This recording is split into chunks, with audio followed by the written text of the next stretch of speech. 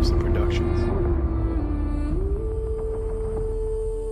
In the shadows of the ancient ones, they never went away.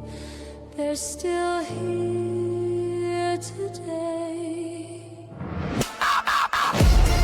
Nephilim, Death Squad. When the last trumpet sounds and the heavens crack, blah, blah, blah, blah. Nephilim, Death Squad. Nephilim, Death Squad. Death Squad. Death Squad.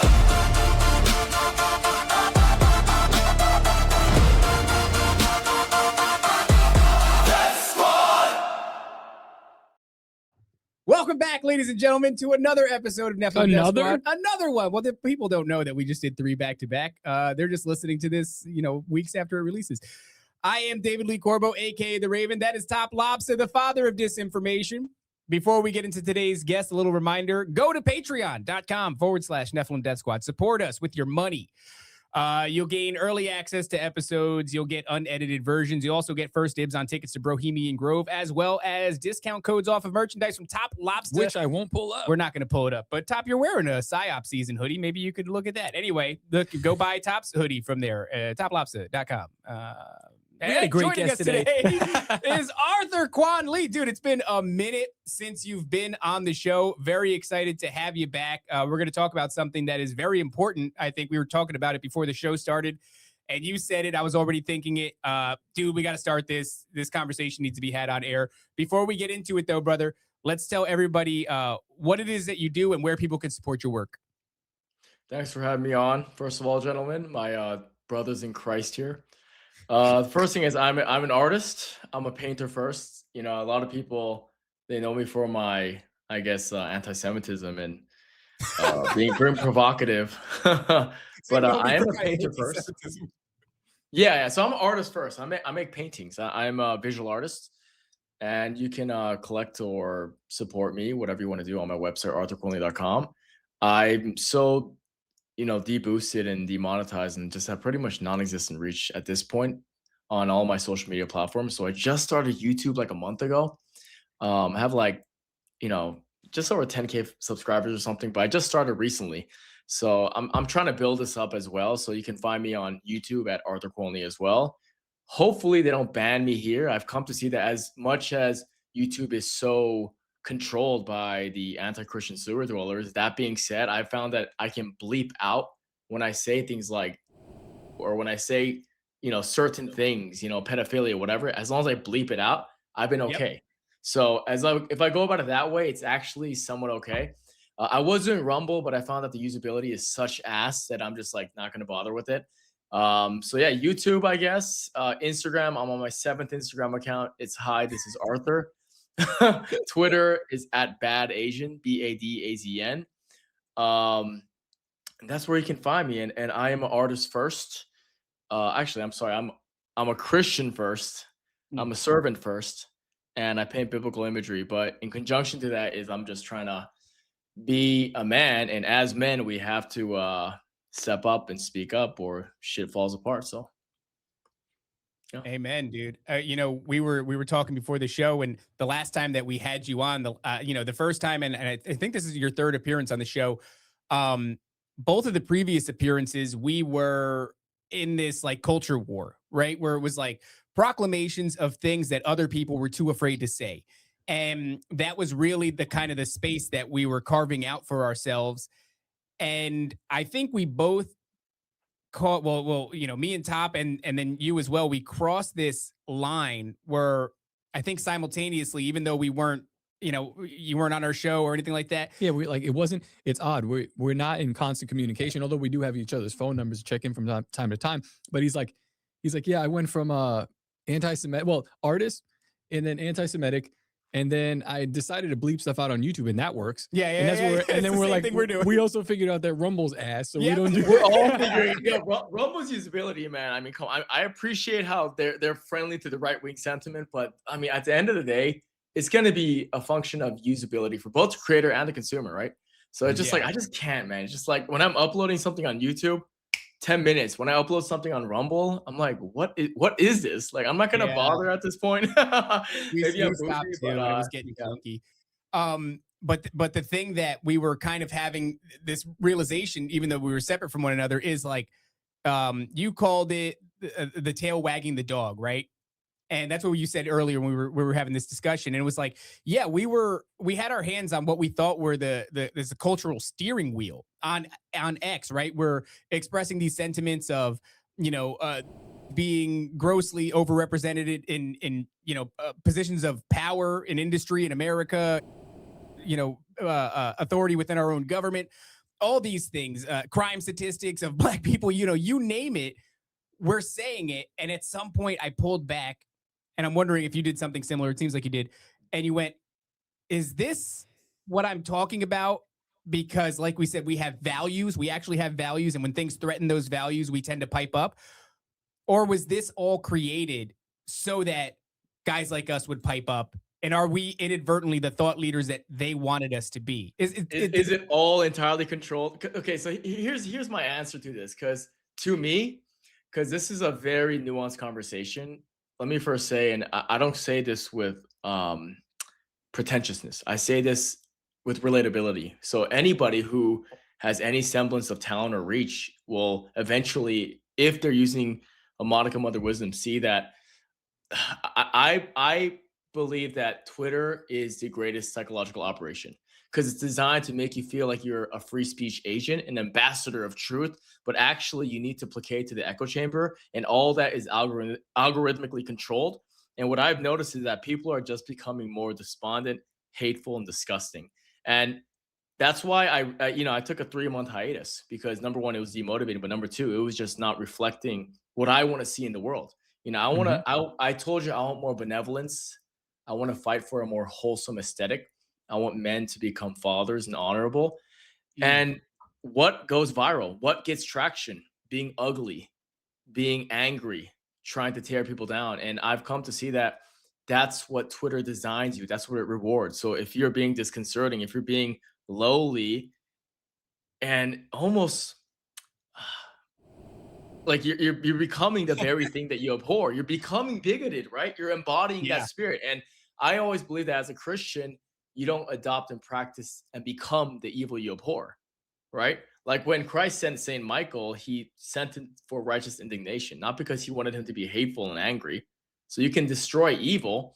And I realized that in order to participate in this game, there's a psychological operation. And the psychological operation of Twitter is making you feel like you're a revolutionary, but actually you're just a piece of shit asshole. And you're just almost collectivizing. And I call it collectivized coping, because even if I've read all the racial data and I acknowledge many of these genetic truths about identity politics and in-group tribal thinking, and how much of this is salient and historically factual, all that being said, most people, they're utilizing these different communities not because they actually want to even embody change, or they want to actually heal the world. They don't want to heal anything. If anything, they're just all fucking sexually frustrated losers commiserating together. And the reason why they're into politics is not a spiritual reason. That's what I find, because if you actually cared about healing the planet, you need to see the world universally.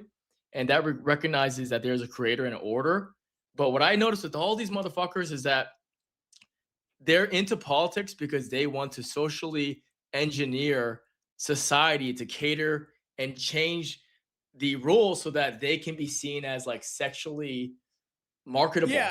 That's what I've come to realize. And once you see that, you can't really unsee it, because I've gone to so many of these gatherings. I've gone to so many of these get-togethers. I've been invited. Some of these guys have like 250,000 or 500,000 like Twitter followers, and I met these guys. I won't name them, and they're anonymous Julius Caesar profiles and all these things. And well, they're dysgenic as fuck. Okay, childless, angry motherfuckers, and they have an army of other retarded losers who women don't want to fuck, ranting on their behalf. And once I saw that, I'm like, okay, that is running in tandem with what Twitter is. And that's where I think we need to be careful, because to me, Twitter is the biggest psychological operation, because it makes you believe you're doing something free, but you're just talking in an echo chamber. Like, you're not really doing anything. Yeah, it's interesting because I think when you get things together in real life, that has a way of recalibrating you, right? So a lot of these when we did the whole libertarian thing and I went and saw the LP Georgia situation and I went, "Oh, no, these are all unfuckable morons. What's going on here? Why are these the people that are proposing to be thought leaders in this space?" It's very much the same thing on the left. You have like the ICE protests, and you look at who's engaging in the ICE protests. And look, on the show, I'm going to say it. I'm not for killing people in the streets, but I do recognize that there was a long chain of emotional reaction that led us to this place. Meaning, like, you're going to present children in cages and get low informations to cast an emotional vote, and that's going to lead to a series of domino effects. It's going to lead to ICE being in the streets trying to clean up this whole situation. But when you look at everybody who's in the streets, they are all unfuckable, horrifying characters. This was the same thing when I went to Occupy Wall Street. They were all horrifying, unfuckable characters. And the same thing when I was in the Tea Party movement, same exact thing. So there is like this LARP effect, right? I think the truth of the matter is the people that are worth, I don't want to say worth anything. That sounds too reductive, even though I'm being rude about these people. That is too reductive. I'm not saying that these people aren't worth anything, but I'm saying the people who are decent looking and who have values and who are hardworking, they're usually off building something. The masses who are on Twitter, who expressing sentiments behind anonymous, whatever, those people are usually truly horrifying. And I think the first indication that I had that the direction that I was going was bearing bad fruit was the glomming on into my comment section every time I would say, well, black people are disproportionately violent. They represent a small percent of the population, but they engage in a large percentage of the violent crime. The first people that were there were the unfuckables in my comment section, telling me like, and they're trying to claim me as some race warrior. The title of this episode is The Unfuckables. The Unfuckables. And The I'm going, Unfuckables. myself, a bioweapon. I'm mixed race, such and such. I'm not going to be your champion. In fact, and this is where I realized it, you try to play things out to their end game. And I said, well, shit, if this sentiment is allowed to gain traction, it's only a matter of time until people like this come for like me and my family, because we're just too many shades too dark. So I'm like, this is a bankrupt ideology. And I started to pull back from that. And that was the beginning, dude. Like that was the beginning. There's so much that I can pick apart with what you said. You just spoke about like so many different levels that we can dissect. The first thing is that, okay, well, if you were able to procreate successfully, then I honestly care about your political dispositions and your worldview and philosophy incomparably more. And the reason is because the opposite sex, 50% of the planet, they basically say that your genes were worth continuing. So maybe there's something there worth considering, number one. And I'm not trying to just dismiss people. Like if they're truly struggling and they're having a hard time, attracting the opposite sex. But I mean, there's so much to unpack. My point is that the echo chamber effect of social media, the red pill, all this bogus crap is actually keeping you more miserable and hateful and bitter towards women. And secondly is there is validity in conversing and excavating these subjects. It's not like you're into politics, therefore you're this genetic freak. That's not what I'm saying. That's not what I'm suppositing at all. I want to see real men upright talking about these matters, because that's how change will happen, right? So that's not what I'm against. That's not what I'm standing against. The subject itself isn't the issue. I'm questioning the intentions. I'm questioning the intention behind so many of these people that seem like borderline bots. And I would say that I'm not trying to tone police, but when the constant feedback is nothing but disgusting degeneracy, like you might say something salient and wise and relatable, and all they do is say, shut the fuck up, mud shark experimental bioweapon. Then at some point you go, it's not even offensive, but it can't help but reflect that maybe you're just a fucking loser. Like if you're not hearing my point and everything needs to be dragged down to your level of debauchery, maybe you're just fucked yourself. Because I think a lot of us really happy people. Do you believe happy people? Do you believe people who actually have like, you get back home, daddy's home, and you hang out? Like, are those people going online and acting like demons? right? Of course not, I think a lot of people need to ask themselves, you know, what's happened with Marxist ideology and leftism and all this crap is there has been a cultural climate of extremism on one side. And I think it's like the law of opposites or whatever. There's an equal opposite force that emerges because of that. And are you just getting funneled into it? And I know that it's easy to feel vindicated. I'm not saying that it's not vindicated. If an extreme position stands, then sometimes an equal extreme position has to stand in opposition to it. But I don't know if we're meant to, even though that's a natural inclination within Christianity, we're told to be apart from the world, right? And that is the world. When you have these things that are engaging across party lines or cultural lines, are we meant to pick the left path or the right path, or are we meant to walk this narrow path? That was really something that I had to start to ask myself too, was like, as good as it feels to be one of the people that are saying wild shit, that maybe there's an argument needs to be said. Is this me kind of conforming to the world, even though it's a world I'd like to see? Ultimately, in my infinite wisdom, I would certainly drive that culture to a point where it would become terrible, right? I mean, Or is it me in general? Is a good question. I think we got there. I got there about 6 months ago with like I don't, you probably haven't seen whatever I used to do the Tower Gang thing. That whole thing broke up in like a very weird sudden way. And I was left to decide, okay, um I was doing a thing that was provocative and it was debaucherous. It was kind of out there, but I was doing it with an air of comedy because I needed to tell what I wanted to say in a way that people would hear it and not be like just beaten over the head with like a preachy attitude, if that makes any sense. Yeah. But that was taken away, and then I go, huh, I didn't want to do that anyway, but I was trapped here doing this. mm, And in a way, it was like a freedom. And I actually like, I guess for like the last 6 months, I've been tweeting a little bit more lately because who the hell hasn't with the Epstein files? It's a lot of fun. But the appeal of Twitter kind of like fell off of me. And I realized I was like, okay, well, what do I actually want to do? I want to say the stuff that I say on this show, mm, and I want to do it in a professional manner.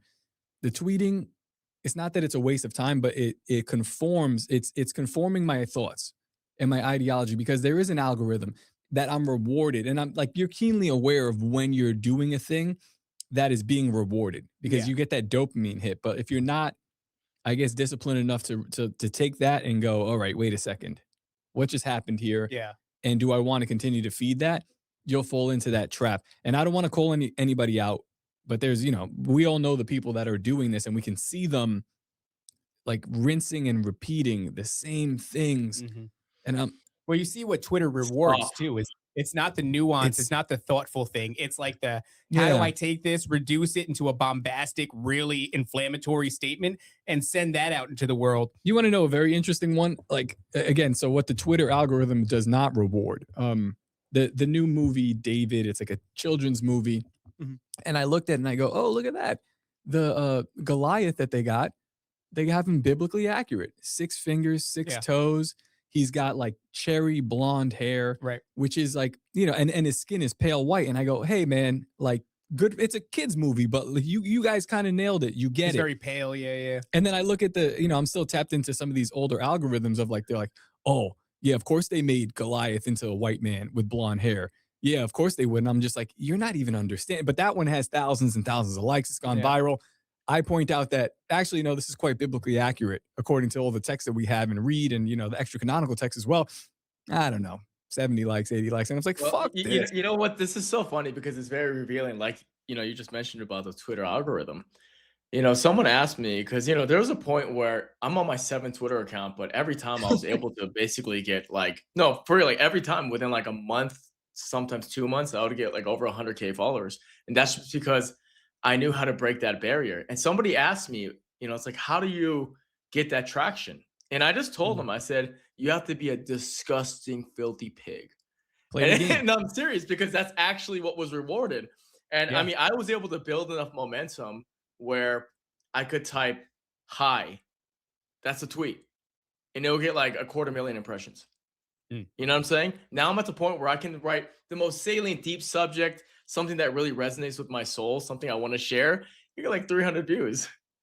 And Yeah. it's just because that's the shadow banning effect. And I think what you gentlemen are sharing here, and what I would agree with, is that ultimately the highest masculine imperative is speaking our truth. I know that's a liberal sentiment, but there is a resonance there. It's about speaking our mind and not holding it in. And that's why ultimately, like the real ones, and this has also been a part of my journey, would rather be broke and real than rich and fake.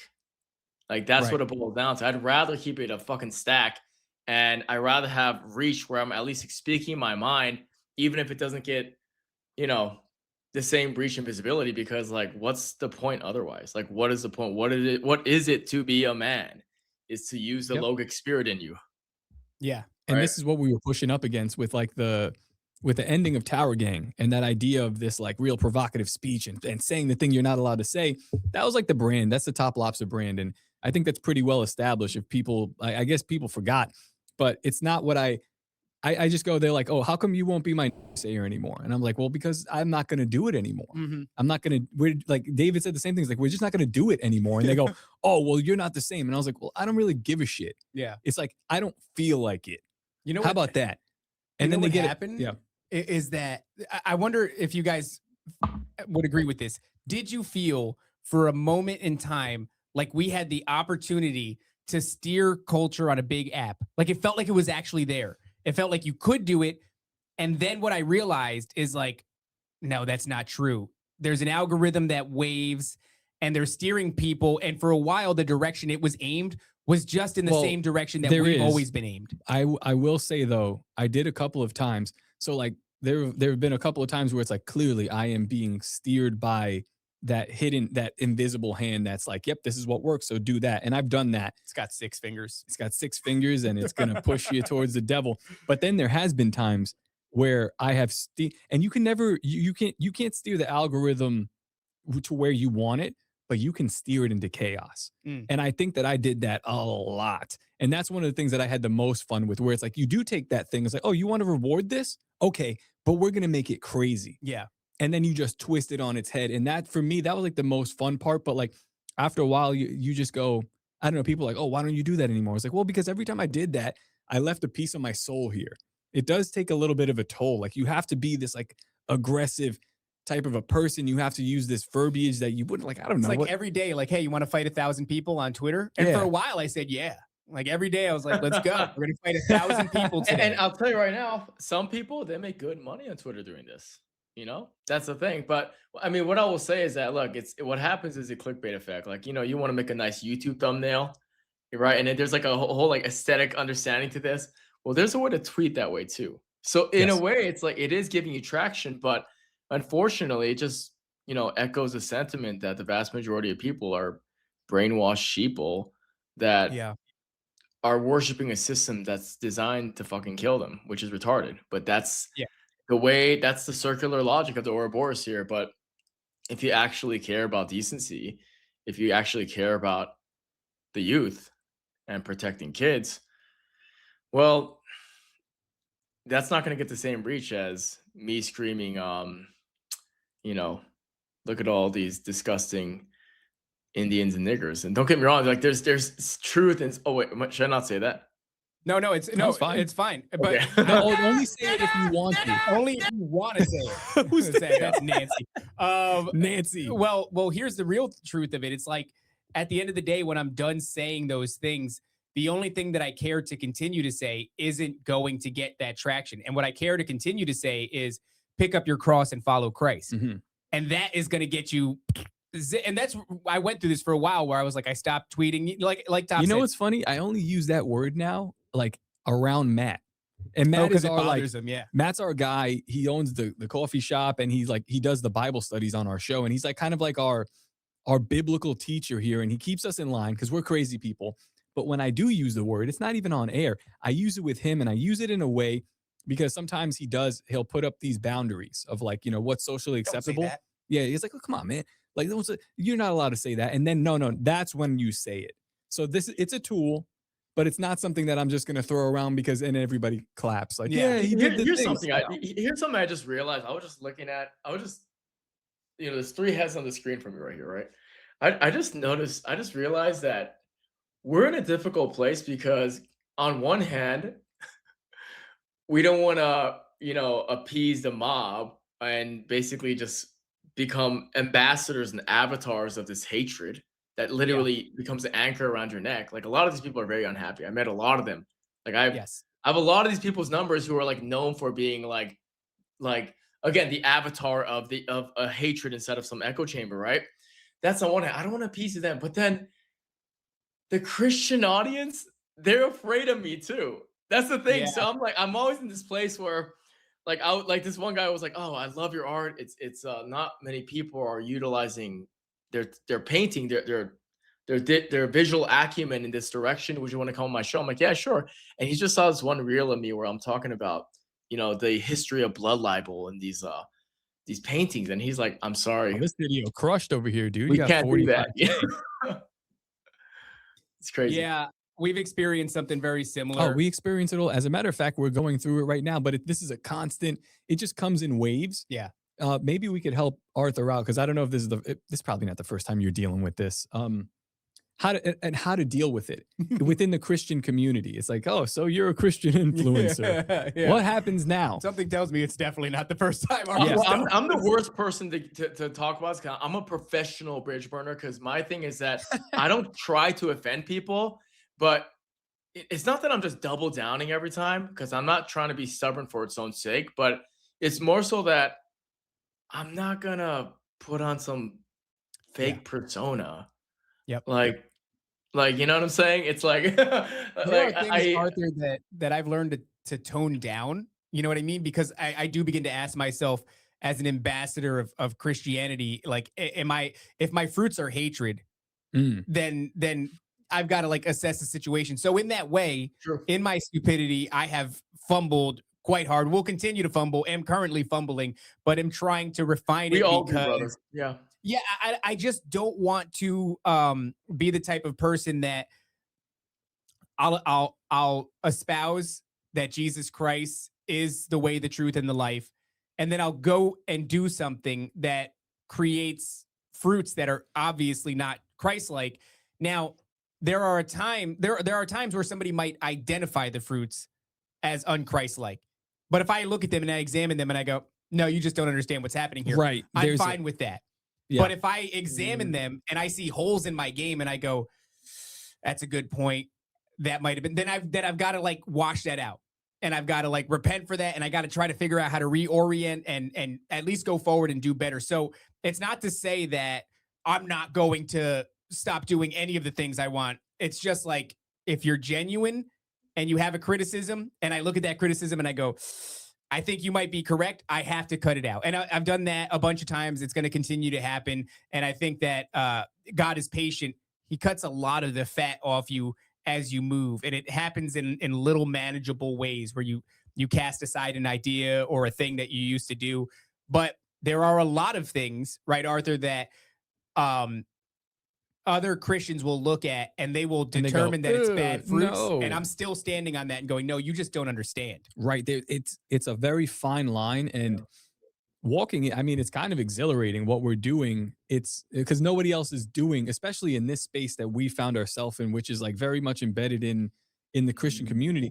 No one else is doing what we're doing. We still say off-color things. We still do off-color things. We still joke around. We still beat up archaeologists and fake archaeologists and things like that. We're not gonna stop. We beat up any But- fake art. I don't know what you mean. You did, But what we you did. guys are doing is very important, honestly. Like I don't like this is another problem though, is that I guess the reason why I don't just, by the way, I'm sorry to interrupt you. I know you were I don't know. Go ahead. like, Interrupt me. I'm not whatever. just trying I'm not just trying to It's not my show. curtail. I'm sorry, what? I'm joking. Go on, Just go on, messing go on. with you. Go ahead. No, I mean, I'm not just trying to curtail like the church, like no, not the church, but like the Christian online, I guess, brand and persona. I'm not trying to like purposely just be disagreeable to it. That's sort of not my point. I think I just don't agree with the holier than thou LARP as well. I think that's also a part of the Dungeons and Dragon play, and I believe that we're all actually all broken and fallen. And the beauty of it is that Christ will always give us grace, and we should basically move in that stride and be thankful. And like, I'm not one of these purity spiraling Christians. Like, I'm incredibly uh broken and afraid, and always feel low like any other man. It just, if we're willing to admit it and acknowledge that in each other and go forward. I just don't believe this if you're going to be a Christian influencer, you got to just be I don't know, like you can't have your hair grown out, you can't have any independent style. I'm like, you can't have any tattoos, like whatever it is, it's like, I just don't buy that. I think in this epoch we have to understand that it's the matter of the heart. And if I feel integrity and honesty, and a man who has surrendered to God, that's my brother. Mhm. That's kind of where I'm at. I know that Twitter, if I make that tweet right now, they'll say, "What a Yeah. Well, that's the other thing, dude. I started to notice that unironically within this body of people that were supporting me, every time that I said something about race statistics or otherwise was non-ironic pagans. Right? That was, I was going, whoa. This dude that believes in the Norse pantheon, and he's like, got a Mjolnir necklace like an asshole, and he's got runic tattoos on his body, and he's saying Hail Odin in his bio, is championing me for the things that I'm saying. That really started to screw with me. And I started to notice that within this, look, it is true that something that you might describe as white erasure seemed to be taking place. And it is true that you could be racist against everybody except for white people. And it is true that white men were being castrated spiritually, metaphorically, whatever, and that white women were being driven into debauchery, and maybe it was true that there was an agenda behind it, and I want to get into that, but when you proclaim those true things, then you were suddenly being supported by pagans, by dudes brother, that were brother, so this far. is the same diagnosis I had. The problem with these people is that being white is their religion. Yes. And the problem here is that there is a totally uncurated synchronization between the pagans and white nationalists for a reason. It's not because white people. It's because what's happening is that for them, they're kind of exercising this blood mandate. And look, I don't deny racial statistics whatsoever. I never have. I actually made videos about this, trying to basically expel this so that we can talk about it openly. My issue is that, actually, this is a perfect thing, encapsulation of it. I remember I went into this X space, and I usually don't like doing those X spaces because they're basically like 8-hour identity politics group therapizing. It's fucking retarded. The fact that people do that all day when you can be hanging out with your kids and shit. Yeah.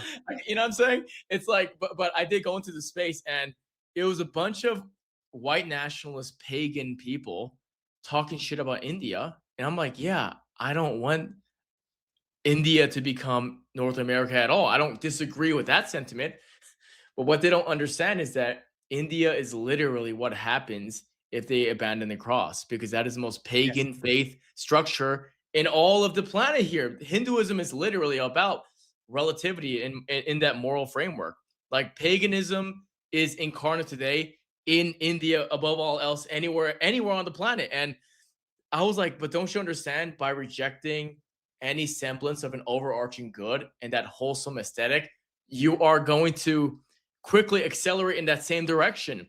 And that's kind of my issue, is that any people, when they abandon God, when they abandon Christ, to me, they're just fucked regardless. Yeah. That's Yeah, what I've that's the come to thing. see. And to them, being white is a religion. And honestly, I don't deny that white people, under genetic structure and the world that they have, they're incredibly industrious and inventive, and their societies have been supreme. That being said, the way these people bitch online, they're no different than blacks saying we was Kangs. Because it's like, I'm Nikola Tesla because I'm fucking white. You literally mock the black guy who calls himself Mansa Musa because he's black. Like, shut the fuck up, you fucking childless incel freak. You know what I'm saying? It's like, they're not looking in the mirror when they talk. Yeah, what ended up happening was the same way that they would get ridiculed for saying, for black people for saying the white man is to blame for everything.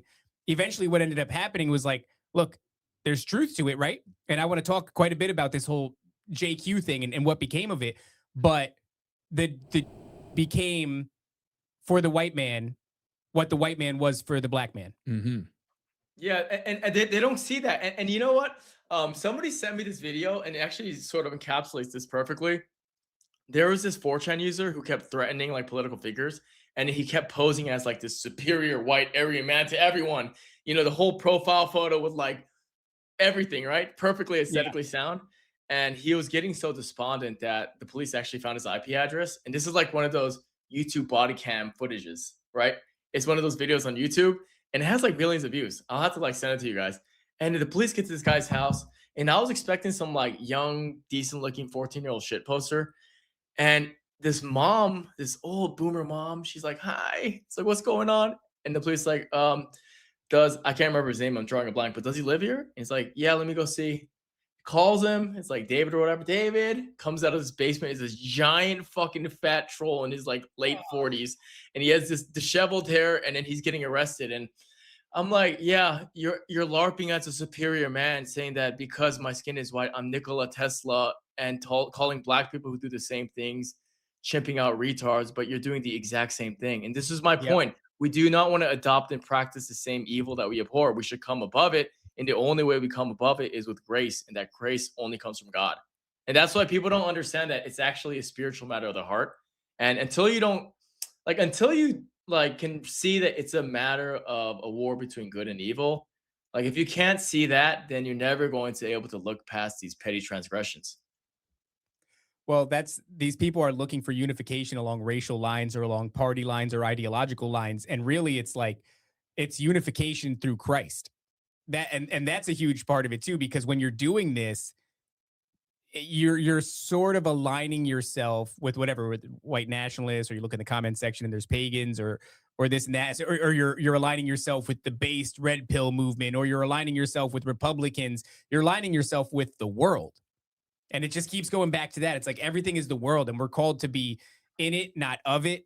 And we're supposed to be unified through Christ, right? And so that is the thing that I realize is the actual value. I mean, well, what a genius plot, right? Like if you wanted to take white people who like Arthur said, admittedly they have like some of the best structures of civilization. I'm pro-white, by the way.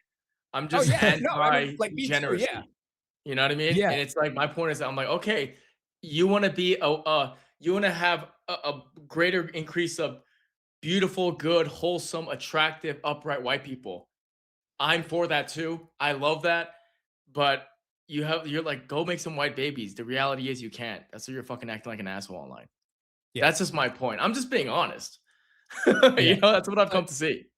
There's also, I mean, I think the LARP, not just the LARP, but like the movement, because there will be like white people who are non-ironic pagans, and they'll tell you things like, oh, you're worshiping a, oh yeah, and this is like, it is a genius move of the devil, because I'm also, all right, we've gone through this whole JQ thing, and we've seen all the crimes, and we know what they do, and this is not really a surprise to anybody who's been paying attention.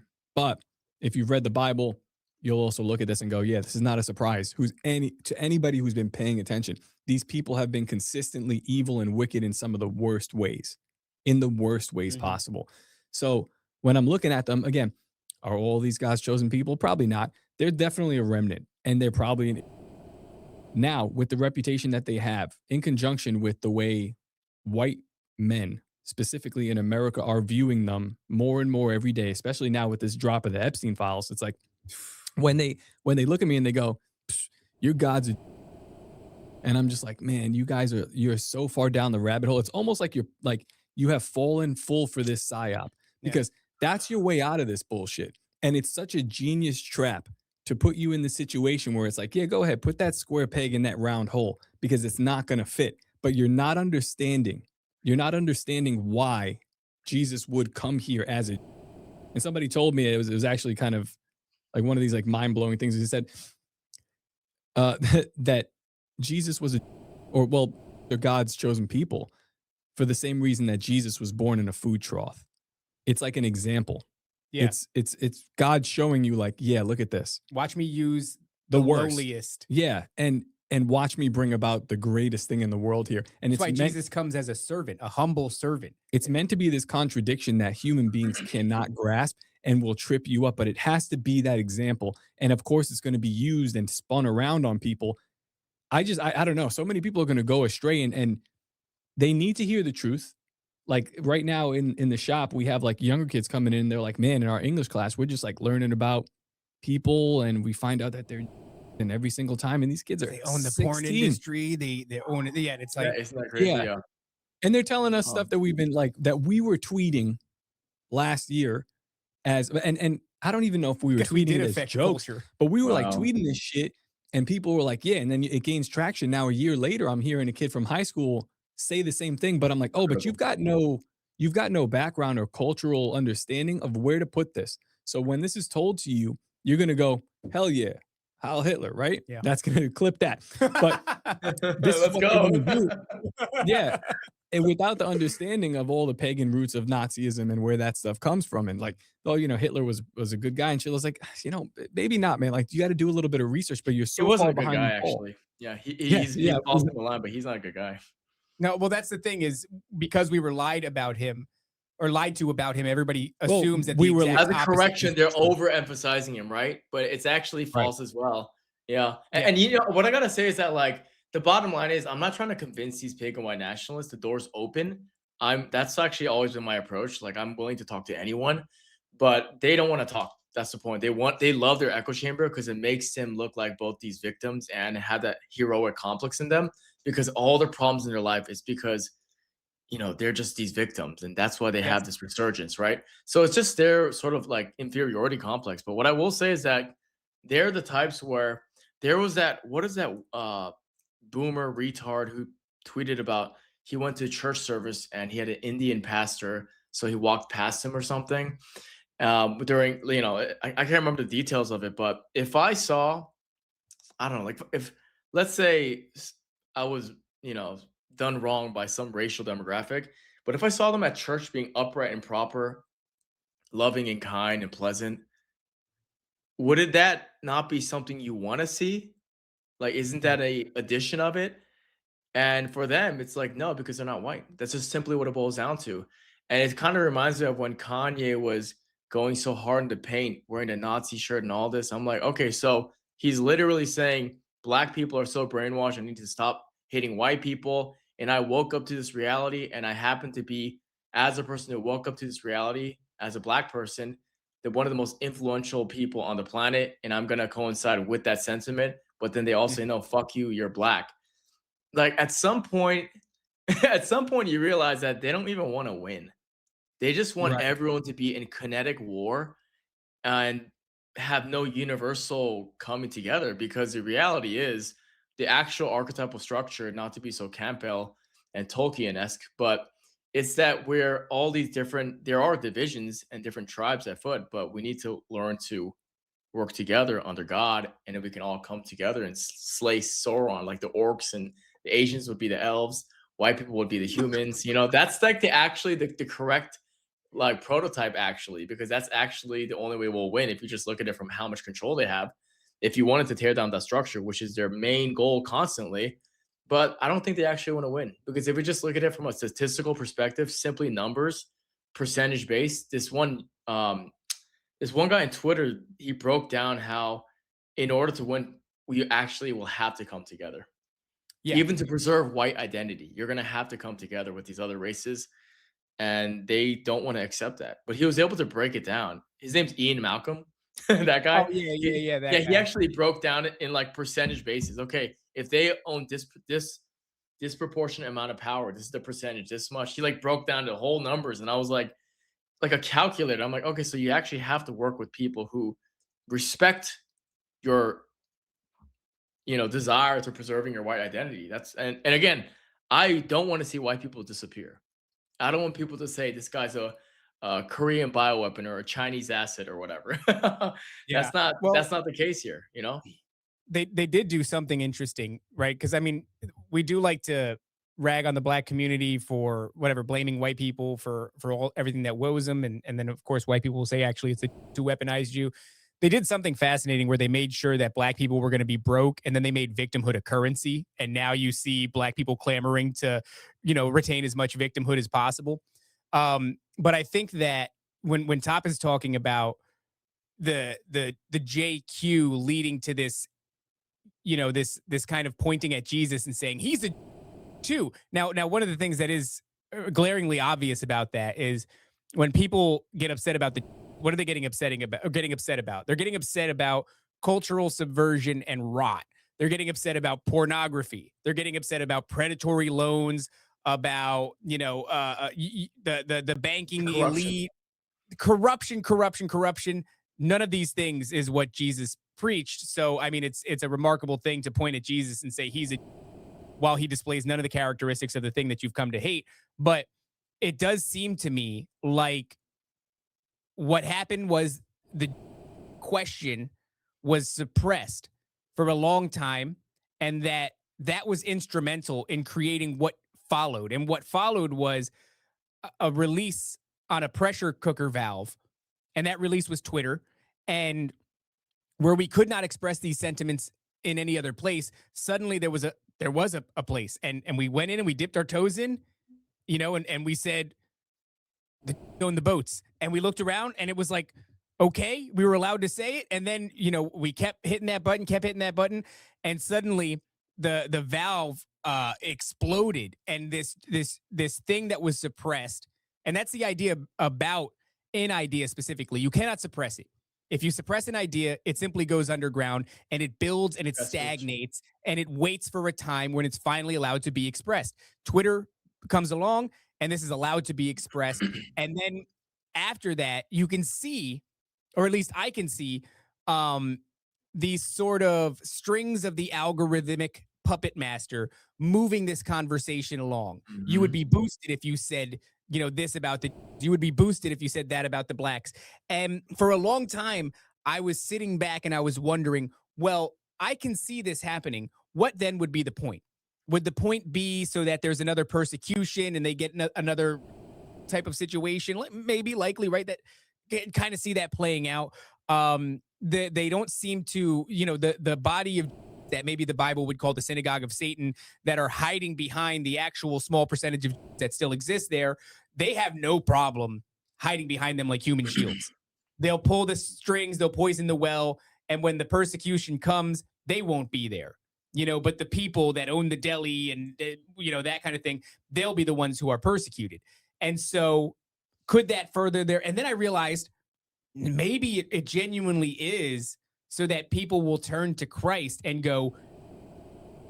And when that happens, I mean, there are people right now, the sentiment that they're expressing is worse than that of an atheist who says, yeah, religion is a man-made construction. Yeah, that is. You know what I see happening, man, is I mean that coincides, because what I see is, look, I want as Christ wanted. You know how he flipped the tables against the money changers?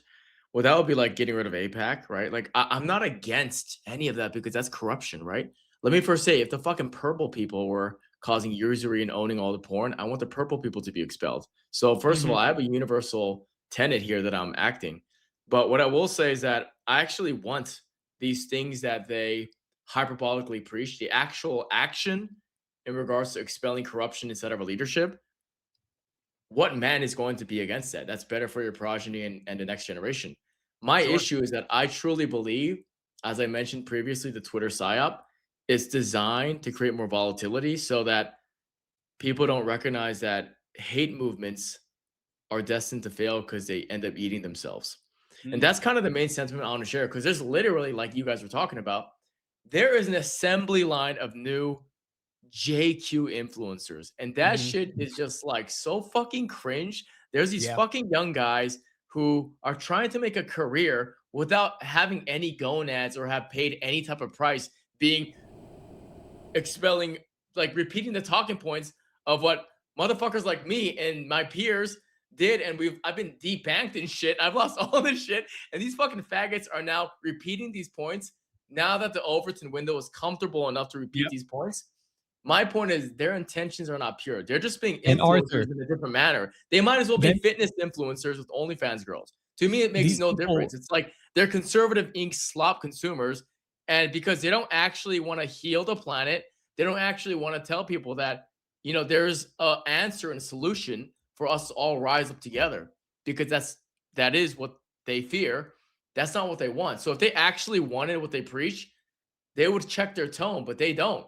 They want to go viral. They want to go on fucking Miami streets with this stupid mic and Zoomer dressed outfit and go, Yep. if somebody was kicked out of a bar 109 times, is it the bar's fault or is it the person who's drunk? Like, shut the fuck up. Like you're not a revolutionary because you're always speaking underneath the Overton window.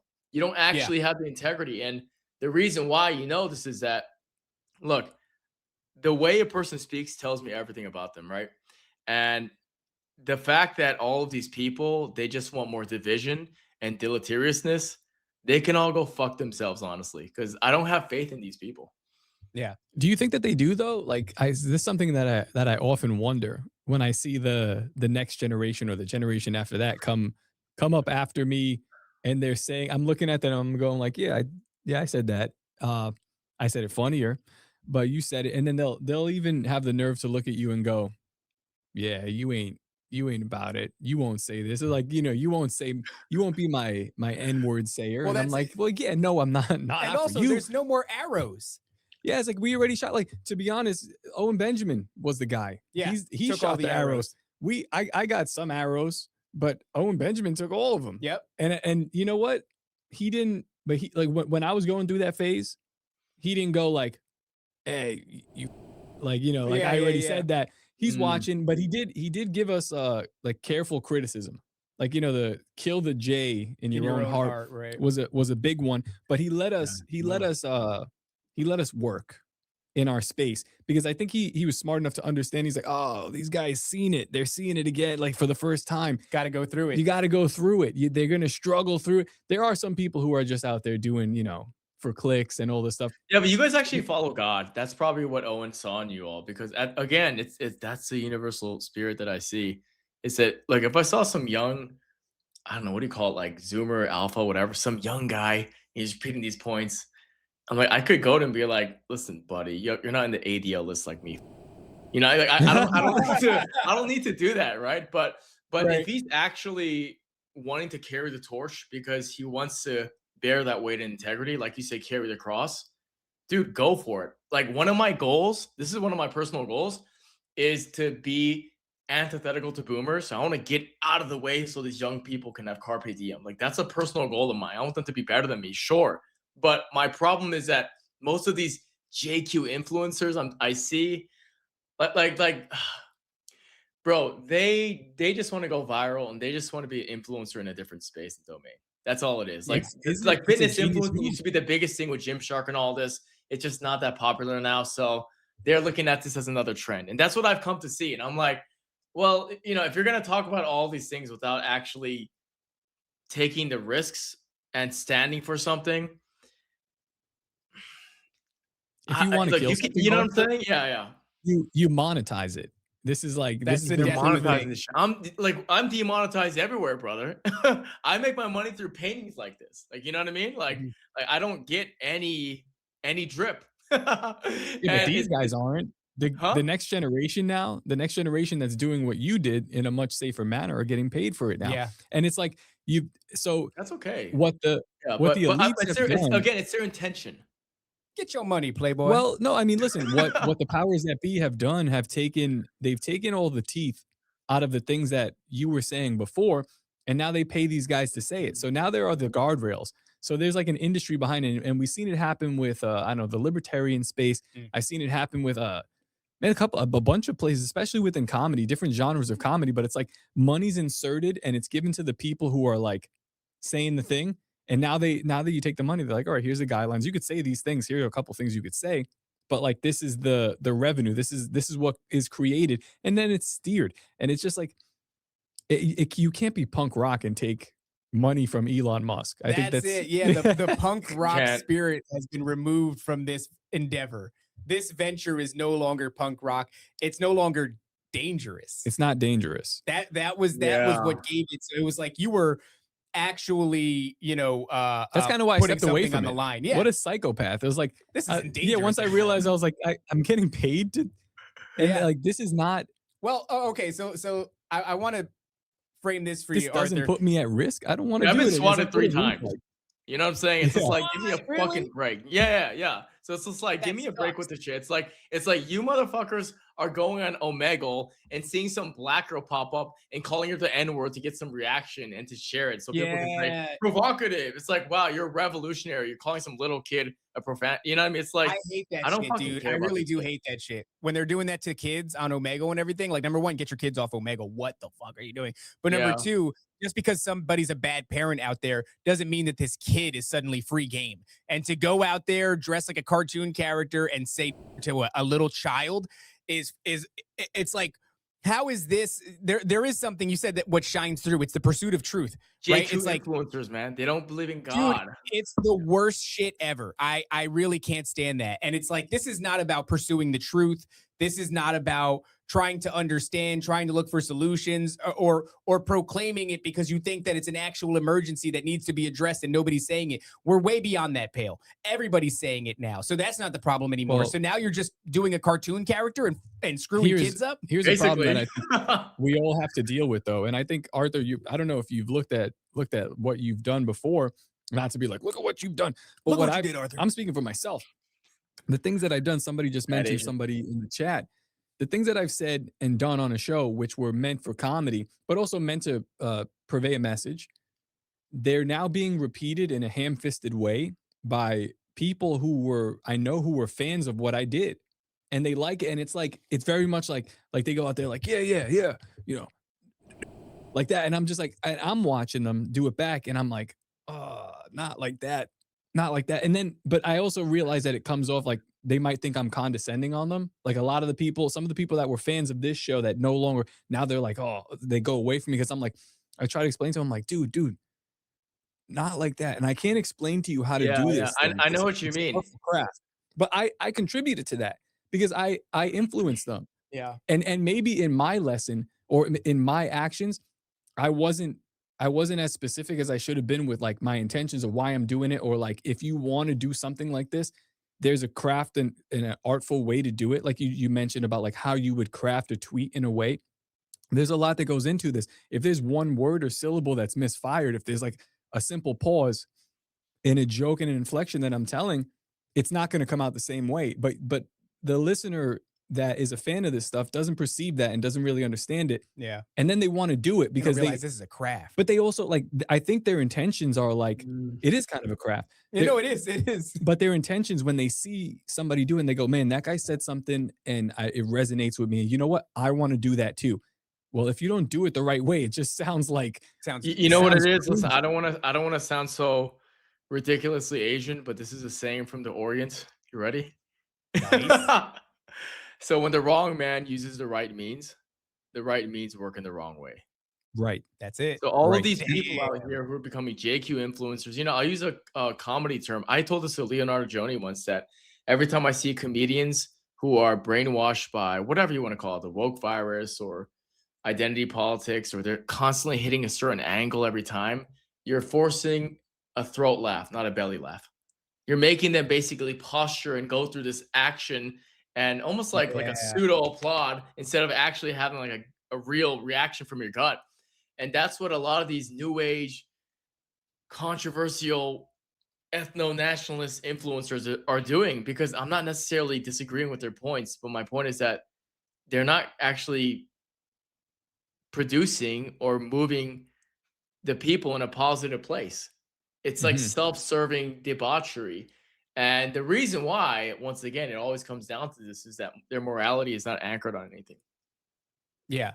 It's not. I can't help but wonder too if like the reason that it's coming off, so I don't know. It's not just crass. I mean, it is crass in its Cringy. nature, but it's coming off cringy, and it's also coming off like a moot point. And the reason is because I have come to the conclusion that Is we there were a point being to make again after? well. I think so. So I came to this conclusion that we were being funneled. Mhm. What organically felt like a noticing of and all of their crimes against humanity, ultimately was an exact path that was laid out for us. And there was a time when you would go out and you would take the arrows. You said, Owen Benjamin, and I think that was a real genuine time. We were like second or third wave, and there was still some real potency to like getting the message out. It was when Twitter first opened the gates for that. But now I think it sounds full of ourselves. I think we were the last ones. And now what's happened To be honest, I will say, I think, we were.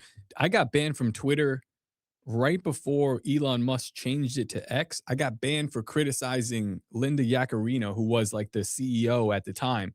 And I was like, right to her face, I know this bitch saw it because it went super viral. So like, that's real shit. Like I was talking to the person who owned it and criticizing them accurately. And for that, you're like moved aside. But I do think I got it back. I got the account back in some weird way, like Vivek Ramaswamy, like, well, really I do asking think my that account. It was bizarre, dude. I think we were still being funneled in those But times. that was like dangerous shit, right? Yeah. Like that's like, well, now that the danger's been removed, all that's left is the funnel. All that's left is the path that they laid out for us. And like you said, with the whole pointing to Jesus and saying and I was saying to Arthur a moment ago that I think that was part of the point. I now have begun to look at every time a drop is added to the JQ bucket, because at some point we're going to reach a critical mass. And I don't know what that looks like, right? I'm not going to persecute I don't want anything to do with that. I just wanted to tell everybody that they own the porn companies and maybe own the ships. But outside of that, I'm not calling for the persecution or anything. Even if we're talking about getting them out of the country, what happens when you try to forcibly remove a people that doesn't want to be removed? Well, then the force turns into violent force. I'm not even going to go down that path. But every time a drop gets added to the bucket, I do notice. And when these Epstein files came out, one of the biggest, it was like somebody dumped another bucket into the noticing bucket. yeah, it's a big one. Over and over and over again, the word goyim appears in the Epstein files that were released by the DOJ on Friday. It's like hundreds, 200 and something times, maybe more than that. And people are doing keyword searches. Obviously, goyim is a glowing. It's a glowing endorsement of like what they think of us. But on a much smaller scale, you could see it. If they didn't use the word, the language goyim, I'm sure you could still find context throughout the files where you would be like, these superiority. Yeah, superiority inside of our government is the largest problem inside of our leadership. I mean, I don't deny that, but again, the problem is that these voices commenting on the matter, they're actually not trying to fix anything. No, but my thing is, I like to play a thing out until its final solution. Like I go, how does that end? Yeah. Where is this going to end? And I've seen where the thing ends, and I go, well, I can't be a part of that. If there is a percentage of those people that is God's people, I'm not going to be responsible for persecuting them. I've already done enough, actually. And also, it seems to me like you want us to notice. And there's even this element where it's like, do they want us to notice? Because it seems like they're doing things in a very Jewy way. I just don't want them in like super powerful leadership positions. Like that's like my bare minimum. That's a reasonable thing. I just want to, because at the end of the day, I know that like we live in this new age where people can basically exercise like a flexible morality. You can be whatever faith you want to be, blah, blah, blah. Pantheism, right? As long as you all believe in something spiritual, which is such a vague word. Like any girl with crystals in college calls herself spiritual, whatever you want to call it, right? But the reality is that religions have very different worldviews and how they look at universal precepts. And I would rather have a person inside of, our position of power and leadership being Christian. That was my point. That was actually Kanye's main point. Kanye's only point was when he was doing that whole ski mask thing on Alex Jones, he was like, look, all I'm saying is that if this is a country founded by God, we should have the leadership being Christian. That's all I'm saying. Right. I'm not going like, I'm not like trying to actually gather them up, round them up, put them on trains, put them in concentration camps. That would be fun, but that's not what I'm necessarily trying to do. Seems like a lot of work. Just to show them the trains, because the trains are really cool. Yeah, and also because it's a nice spa anyways. It's like you get the foot massage and you get the rubbing oil. They give you that little gift basket. But like, if we're to believe in biblical prophecy, and many of us think that we could well be in the end times, right? In a series of events that's unfolding in the book of Revelations, the Bible does talk about a time where the nations will turn on. And they're doing everything they can to fulfill that. And it's Yeah. like, I see that Yes, happening, they are. and I'm like, okay, that's interesting. So let's say we're there, and the nations are going to turn on. What are we called to do during these times, right? That's always, I think, what we need to bring it back to is like, what is Scripture telling us to do? Is it telling us that? Is it saying that we should turn on it? Or is it just saying like, look, this is what's going to happen. The world that you're called to be in, but not of, is going to turn on. These are events that you're going to see come to unfold. Is it saying partake in that? And if there is truly a remnant of God's people in there, But it's also, you have a guy stabbing you, right? that is true. He's just stabbing you. And you're going, we And- shouldn't beat this guy's ass. Yeah, and at some point you're like, man, you know, His like, I ass. don't want to be anti-Semitic, but It's you complicated. gotta stop. Like what Arthur said, that's my thing. I'm like, we had this argument before. I was like, they just gotta stop. Yeah. They gotta stop. And then he goes, well, how do you make Well, them stop? and here's where things get uncomfortable because this is why I make it very clear that I do want there to be some type of solution. I'm not gonna say final solution like you did, by the way. You I know, mean, it would be 'cause I nice if it was the last one, wouldn't it? If it was just the last solution and it We worked. could all live and you said it in was the peace. final one. But there needs to be a solution because the only problem is that, you know, a lot of people don't understand how spiritual bonding really works. And the problem with the anti-Christian sewer dwellers, these small hats, is that they're not gonna stop. They're just not gonna stop. And the reason why we know that they're not gonna stop is because if you study the structure of power, the reason why they have power actually is because this is a very complicated thing, but like if you study the psychology of these folks and the way power works, the reason why they will only double down, the reason why things like the Samson option even exist in the first place is Agreed. because, you know, there's different ways to bond with one another, but like obviously sex is a form of bonding, right? Like if you look at the 300 warriors in Constantinople, like a lot in Thermopylae, sorry, a lot of people don't know that, like, this is uncomfortable truth, but they're all having sex with each other. That's why they were so good. They were going in the hot gates. Yes, the reason why the 300 soldiers were so powerful is because they were all having sex with each other. So they were all caring about each other. They were like a bond. Well, there's one way of having a deeper bond together than anything else, and it's doing crimes together. And the fact that doing child genocide together, it's like they're thick as thieves. It's like when two kids go to the principal's office together, they're not going to admit anything so that they can continue to practice their duplicitous behavior. The problem is that I wish they would stop, but they're not going to because they've already exhibited child genocide so that they can't stop. Because the world has now seen them do something so degenerate and dark on repeat that all they have to double down as an option is to confide with each other. So that's why there does need to be a solution. Once again, that's half the reason why all these secret societies do blood libel, adrenal blood drinking together, because they become, once again, closer as a bond than even their significant other they're sleeping with. Like crime is actually historically the way secret societies have always bonded closer together. That's why when you look at some kid in Compton, they ask him to do some carjacking, you know, because now it connects him to the gang. So doing something really outside the boundaries of security and societal acceptance and those norms, that actually they do that because it makes them connected to each other.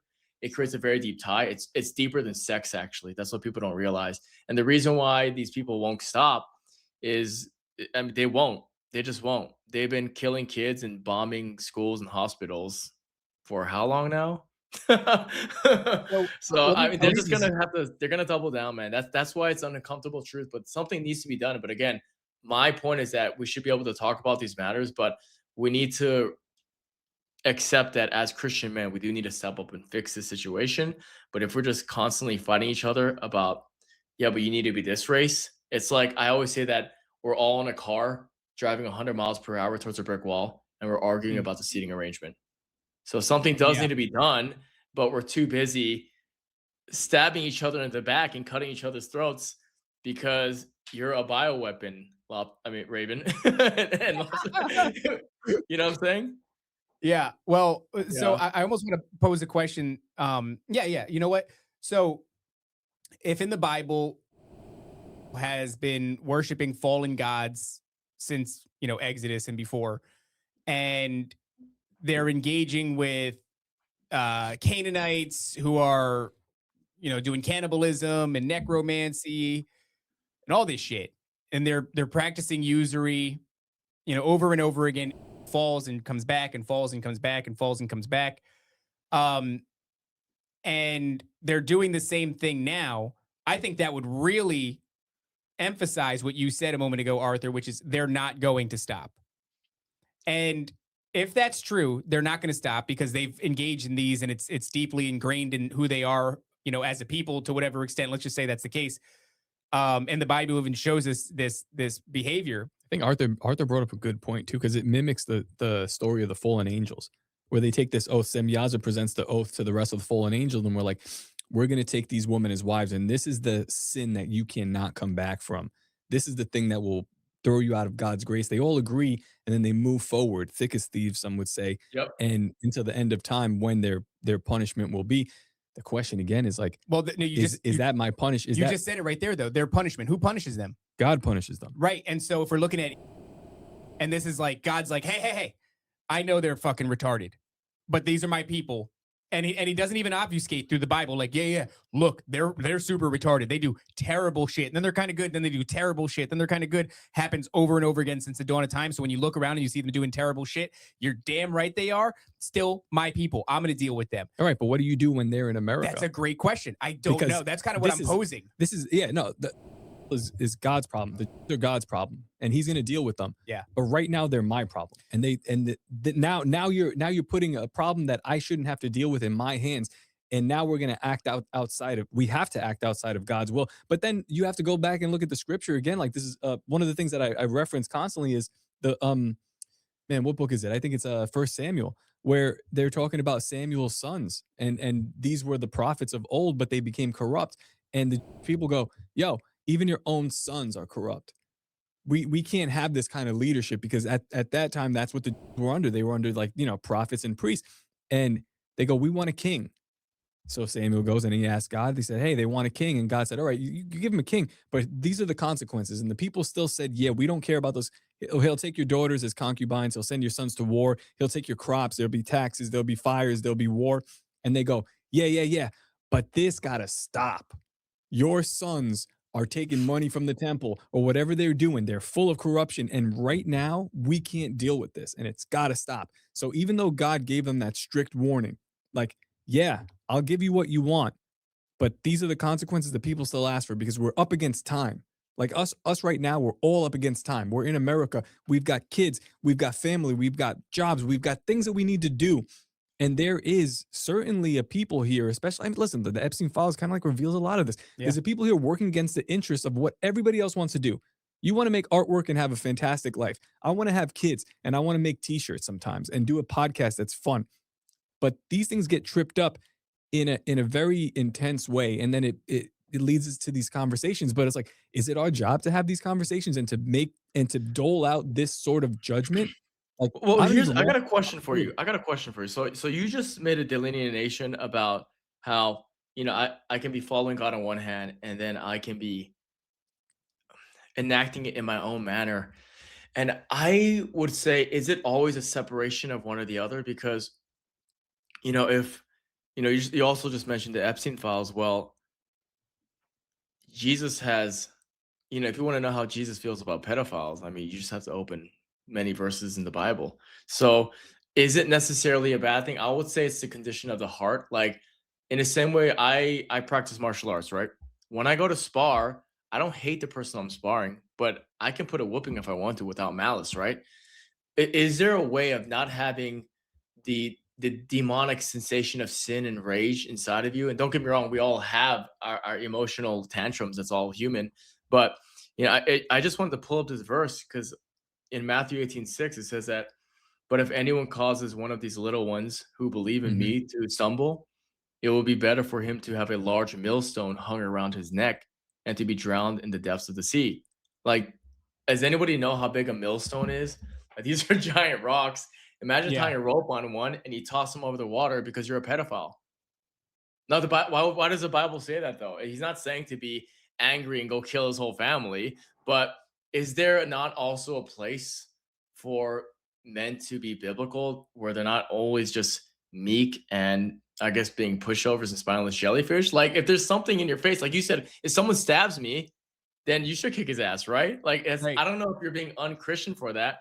Like, No. I am always receptive and willing to pray and talk to anyone. Like, I saw this guy at this cafe bakery. It looks like he was having a bad day. I literally just like, hey, can I pray for you? And I just prayed for him. And that's something I need to have the courage to do more. I understand that. And I wish God gave me that strength more. And I pray for that.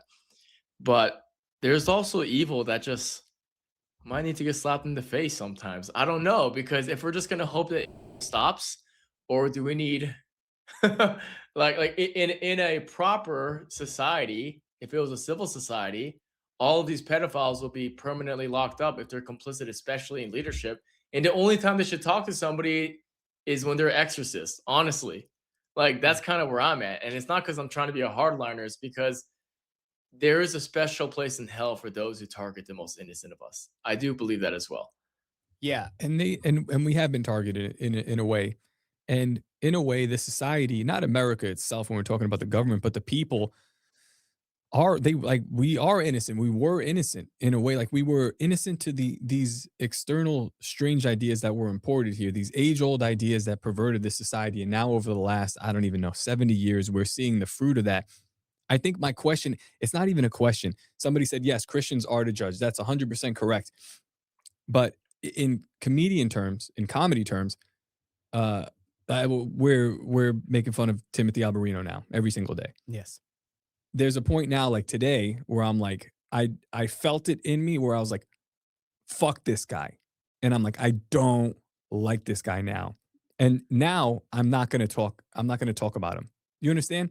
Whereas before, I was like, this person deserves the ridicule. And I can do this in a way where my heart isn't hardened against them, but we can still push. And I mean, some of these things are mean, like what we're saying, but like in my heart, I know that I'm not like really angry. Now I'm like, now today, for some reason, I'm just like, no. So now I'm not going to say anything. And it's the same thing with these guys. It's like, all right, so we're supposed to dole out this judgment. Number one, who? The pedophiles that run the country, the guys that have the power to do it, the ones that are on the take from these guys. Okay, sure. The one that did it with the scimitar and they drank the blood from the Yeah, chalice. those guys. Yeah, they're going to do it.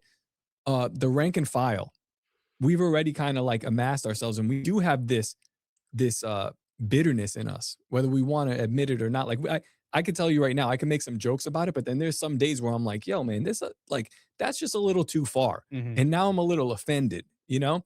How can I dole out justice if I myself am angry? And if we start that ball rolling, especially right now, like the way the sentiments are, it's going to go too far and it's not going to be just. That's for sure. And it's just going to be messy. And we're going to pay the price for that, which is why I'm like, hands off right now. I'm not going to have anything to do with that. I don't know how we get there where we can dole out righteous justice and simply, we don't want this anymore. We don't want this in our society. These are all reasonable things to ask. We're not there as a society to even do that. And honestly, we're not going to get there anytime soon because we're so mixed up Yeah. in the game. Twitter is a microcosm of that. Twitter, you because- see it first, right? Yeah, exactly. It's like we're just dealing with words. And it's like where some of us are saying, hey, we're not talking about the guy who owns the deli down the street. We're talking about the Epsteins of the world, the people that own these institutions and are, spreading poison throughout society. And then, of course, there's always some segment of the population that goes, no, all of them. Yep. Even Christ. And you go, okay, so how the hell do you manage that? It's completely unmanageable.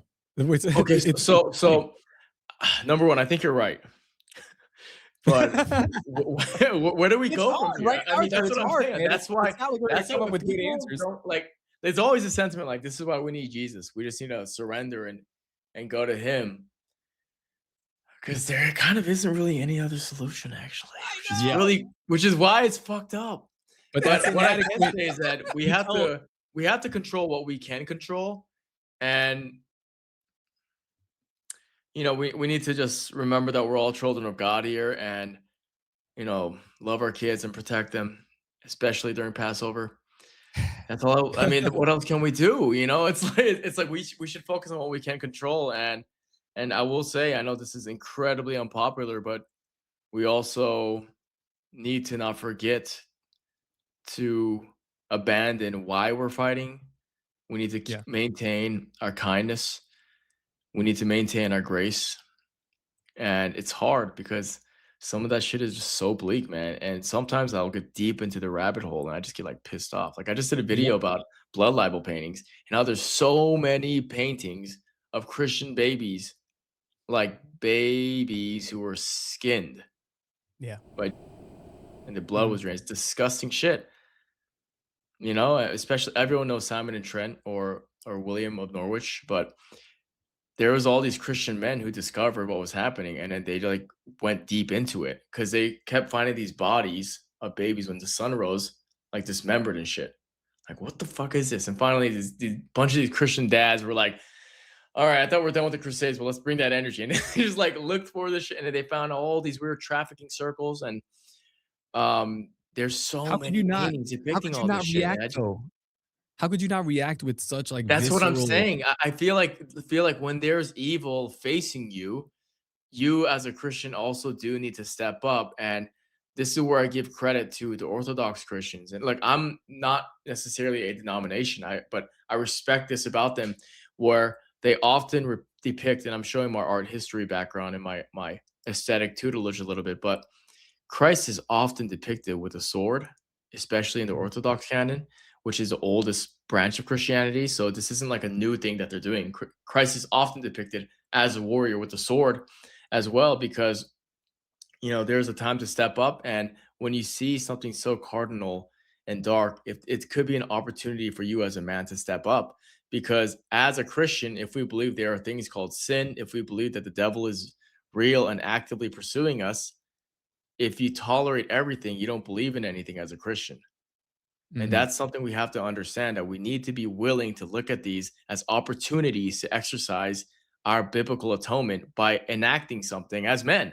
And I think that's a part of it too, because we can be used. It may not always be sunshines and rainbows, but there is darkness afoot, gentlemen, right? Yeah. Yeah. I think that when it's in your own presence, you address evil. I think it's another thing to organize, mobilize, and go and pursue evil in the world. And I'm not saying that's wrong. I'm just saying that gets a lot messier in the A lot of presence of projections can evil. go into there for sure. Sure, yeah, but in the Yeah. presence of evil in front of your own face, before your own eyes, you stop it. But what is clear is, the Bible tells us the nations are going to turn on it. So we're in no harm of that not coming to pass. Something will be addressed. The nations will turn on it. I think the question is, and I think it's just one of those things where you have to lean on God and you have to see what God has in Well, store for you. Because we- during that time, it's like, what are you doing? Whatever God's plan for you is. Do we trust the words of Jesus as well? Like one of the words you said before was that we as men shouldn't be so meek. And I think that's incorrect. The Beatitudes, Jesus specifically tells us, he said, the meek shall inherit the earth. And meek doesn't necessarily mean that I'm cowering in a corner. It means that I have the ability to be extremely dangerous, but I choose not to. And I think that the characteristic of like having this self-reserve, when Jesus is depicted with the sword, he's depicted with the sword because he is the judge. But when you think about him in the temple, when he's flipping the tables and he's like releasing the animals and all that, I think I mean people have seen the Chosen series and he's there and he's got the whip and he's flustered, he's angry. But I think in reality, when that happened, I don't think he was angry. I don't think you would describe him as like filled with rage. I think you'd describe him as filled with justice. They're saying, yo, don't do this. I'm flipping your table. This is God's house. But this I is a absolutely take righteous. that correction. Yeah, you're right. You know what I'm saying? Yeah. But now the question is, how do we get there? Because most of these people, if you can't get there with pagans, okay? White nationalist pagans. Like, you have to be of a sound mindset and following Jesus Christ and really understanding that. And I think we're like pretty okay followers of Jesus Christ, and I still don't understand it. So now I'm going to ask these other people to do it. It's rough, but like, again, so something needs to be done for sure. And How do we get there? And it's got to be this measured justice. It has to be, this is what God always like doles out, that exact equal punishment, yeah, always to the T. And exactly what is due. we can never do that. We're not God. So I'm like, damn, now we're gonna like do that. Like we're meaning to do that to God's people. Like, okay, Dude, I gotta say though, how? I'm glad that we're having this conversation, because Yeah, it's a powerful conversation. it's not one that you're going to hear. I don't know what it's been like on like the spaces for you, Arthur. I've done a few spaces and I'm like, this is a terrible format. It just doesn't work really well. And so It's slop, honestly. I couldn't stand it. But I would much rather see people, and I hope that we're doing a good job of it, and I hope that others would do a better job than what we're doing. But it's like I want to see people have this conversation with not fear of proclaiming these things, but restraint. That's like just one level to it. Isn't that hilarious? Yeah. Like just the one level to even address it. It's like you can't even get past that with most Christians. Right, like, right. So good it's like luck. the bar for entry is you have to be not afraid to say it. And then Well, after you got to that, say all the slurs. yes, first you have to say all the slurs. Yeah, you got to be and then- based. Yeah. You got to be base. You got to be willing to say the thing, and then we can go. Okay, great. Now let's have this conversation. That meekness, right? I think goes even into dialogue, because if the word is like a sword, then you can fly off the handle and you can say all the crazy shit and you can call for all the things that you've not thought through, right? Like whenever people are like, oh, we need to get out and do a regime change, whatever the case is, it's like you're a fat lesbian liberal with blue hair. You're incapable of the violence that is required to overthrow a regime like the Trump administration or whatever. And so you're talking out of your ass. And so I need to see you unafraid to talk about it. Then I need to see you exercise restraint, because I don't want to see that shit where it's like, we need to mobilize, we need to do this, we need to get together and get in pickup trucks and get them out of the country. We're not going to do that. Nobody's going to do that. You're not going to do that. The vast majority And of that's people just never going to work anyway. So all this talk is going to work. Yeah, there is this weird predilection towards jumping towards kinetic struggle, and like I want to avoid that, honestly. Hell Like, yeah, y'all dude. can do that if you want, but I'm just letting you know you're just gonna get arrested. Yes, you're just going to get arrested or you're going to get shot in the streets. I'm not one of those people that's like, you can't stand up against, the National Guard or whatever militarized police force there is. Like, I do think that the numbers you have, but it's like, you're not built for that. Mhm. You're not built for that. You're a martial artist. I've been a martial artist for a long time. One of the things that it taught me was that you don't really want to partake in unmitigated violence, because even No when way. you're winning, it's a horrifying thing to see what you've done to the other person. There's a look in your eyes that I've seen a bunch of times, and it's the look of like, don't hurt me anymore. When the other person succumbs and they're no longer like the normal, upright, charismatic person they just were, and they're like, don't hurt me anymore. There's something that is horrifying. And you don't like that feeling. You don't want to become this diabolical creature. I Yes, did the one one that guy keeps going when they want you to stop. You remind me of when I was in college. This drunk guy. He thought he must have got me confused with another Asian guy because we all look alike. But he thought I was talking to his girl, and I literally didn't. I literally didn't even know what he was talking about. It must have been some other Asian dude. That's when I had my hair shorter. And he comes up to me when I'm leaving to go to my car, and he just like trying to scuffle me. I did this one Ochigari on him because he grabbed me and he caught me to a car. Right? He pushed me. He's a big guy. So I did this inner sweep on him. And he doesn't know how to fall. He fell so hard, and he's drunk, and I was tipsy too. But he smashes the back of his head really hard, and he looks at me with this look of like, technically right there, I could smash his face with elbows. But I'm like, I don't want to be that guy. Yeah. Like, you know what I mean? Like it's like it's very. I'm putting I don't want to myself learn into this to. pit. Yeah, I don't want to learn Yeah. to like that feeling where like somebody wants you to stop and you keep going, and then you derive like value from that, like you kept going and it feels good. That's a slippery slope to be. But Yeah, somebody you're in just the telling the chat world said you're afraid. You know? Yeah. and that you're a monster. But Neff Hunter in the chat said your eyes and ears are going to bleed and you're going to shit your pants. That is going to happen if you go against the military industrial complex and they blap you up with some sort of sound frequency technology and you shit your pants and bleed from your eyes. But like this conversation that we're trying to have, I want to see more people have it. I want to see more people not whipped up in I guess what I'm trying to say is the emotion of it. Because just like you're saying, where Jesus is like, I'm flipping these tables because it's doing what needs to be done. Or what you're saying, Arthur, about like, take no joy in hanging the millstone off this pedophile's neck. This is a thing that needs to be done. Abstain from the emotion. And it's hard to do because the conversation's been suppressed for so long and that pressure valve is cracked open and everybody's freaking out. We got to a place now where this conversation has been had at an emotional level. It needs to be had at just a logistical level. And we need to start exploring the reality of like, look at history. What has history shown us when a people group comes in and maybe gets thrown out of a country 109 times or 110 times? What happens to the people who execute what they perceive as justice? What happens to the people group that hasn't happened to them? What does the Bible say about this people group? What is your real purpose? Is it to rectify what's wrong with the world? And maybe there's something to that. Maybe that's something that's actually a good goal. But then again, we are called to be in the world and not of it. So how do we weigh those things? Not a lot of people are having these conversations in this kind of a way. And I think what we're showing here, Arthur, is that it's fucking hard. Well, It's this really is deep. hard. This is deep, and it's much easier to consume superficial shallowness. And what you're saying, this is more than anything necessary today, right? I think it's necessary, and it is hard. And I feel like, there is this huge dissonance that we all, if we're honest enough, we see saliently, which is this contrast of public and private, right? And in the public persona, we've become little demons.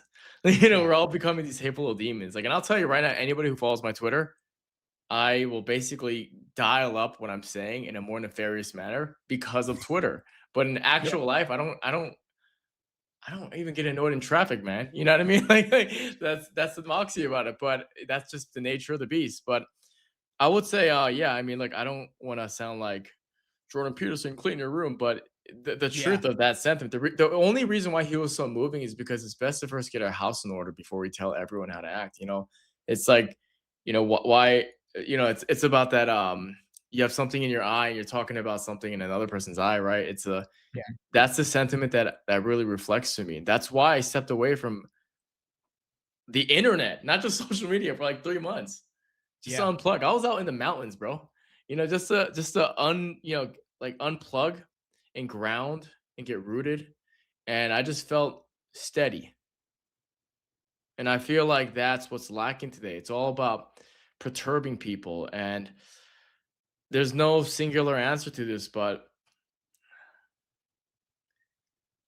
I guess there is. To follow God, right? Yeah, just to follow God. Well, first and foremost, remove the plank from your own eye, right? Exactly. Like Owen Benjamin says, K the J in your own heart. Pick up your cross, follow That's Christ awesome, by in the your way. own room. Yeah. Yeah, it's a great expression. Yeah.